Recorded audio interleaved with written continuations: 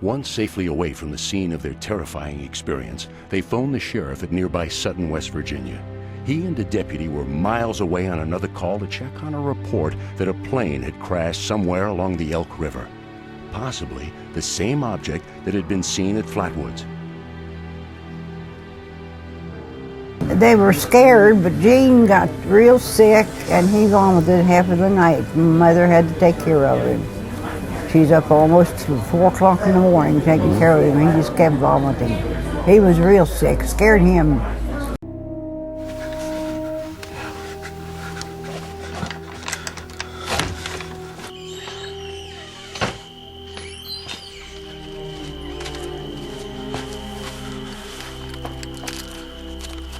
He freaked out when he saw what he saw, you know. They had him down there at the house with everybody else, and I went home. I was told to come home in dark anyway, and I was already past my darkness, you know.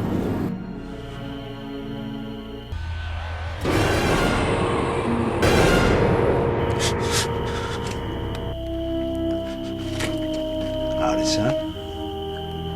Yes, sir. Well, I got a call from Miss Valerie May. Something about a downed airplane somewhere in the area. It's not a plane, sir. It's something else. What's your name, son?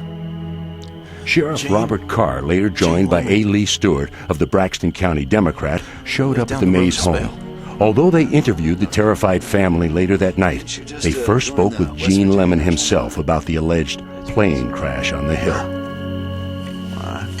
Well, Gene, we've been getting calls flooding the Braxton County switchboard all night long. Something about a downed aircraft. Problem is nobody knows where it is. You know something? I don't know.